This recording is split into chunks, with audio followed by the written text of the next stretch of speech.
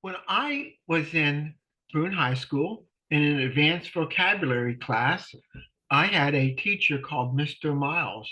Mr. Miles was blind, but he was very smart. And he used to quote a scripture from the Sermon on the Mount from the King James. And he would say, "Sufficient for the day is the evil thereof." My name is Dr. Bill Payne, pastor of First Methodist Church in Live Oak. Today, while I was ministering to the people who were waiting to pick up their food at our free food delivery every Wednesday morning starting at 7:30 till 9, a woman was retelling to me all the situations that she had to deal with today, all the anticipated problems that she was going to deal with today related to a child with disability, a husband on disability, a father who was with dementia, all the things that she was going to struggle through. And as she talked about them, her countenance turned very dark and she was depressed and she was sad.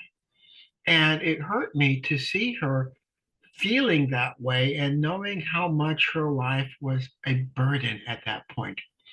And I spoke to her this scripture, and it comes from Matthew 11. And you know this scripture very well. Jesus says, "Come unto me, all you who are weary and heavy laden, all of you who carry great burdens, and I will give you rest. Take my yoke upon you and learn from me, for I am gentle and humble in heart, and you will find rest for your souls. For my yoke is easy and my burden is light." The imagery that Jesus is using is that of a two yoke oxen cart. And that is, if you have a an ox that is pulling a plow or something through the field, that ox has to do it all by himself. And it can become very tiresome and very difficult. But if you add another yoke to it and you have two pulling, then the work it still has to be done, but it's less burdensome and it's easier because you have help. Jesus is telling us that he wants to yoke himself to our lives.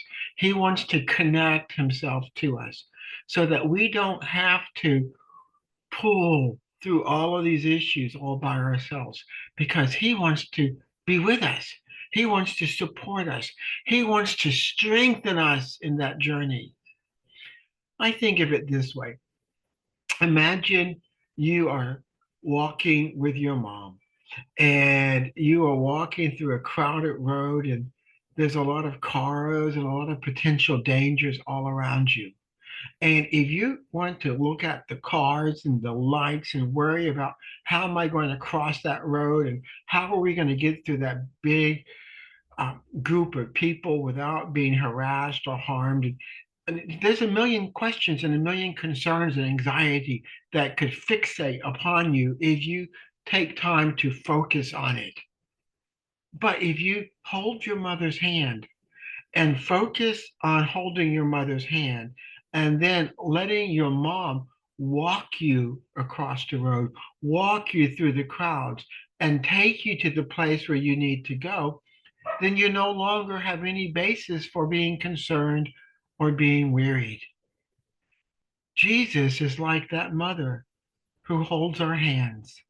Jesus is that person who holds us in his arms, in his hands. He embraces us. And when we're in the hands of Jesus, no matter how difficult the life is that we have or how challenging our day is, he has it all together. This is a final thought. Everything that's going to happen to you today, he's already seen it. He already knows what's going to happen, and he already has a plan for you. You can try to do it yourself and be in control of your own life and provide in your own way. Or you can say, Jesus, I want you to yoke yourself to me today. I want to be connected to you like a child holding a mother's hand. I want you to hold my hand. And with you, I believe that I can get through everything that's challenging me today without any problem. Life is good when we're holding Jesus' hand. Two people can have the same stressors. One can be confronting those stressors by himself, and for that person, it's overwhelming. The other can be holding the hand of Jesus. They both go through the same life. One goes through with his eyes focused on Jesus as a conqueror.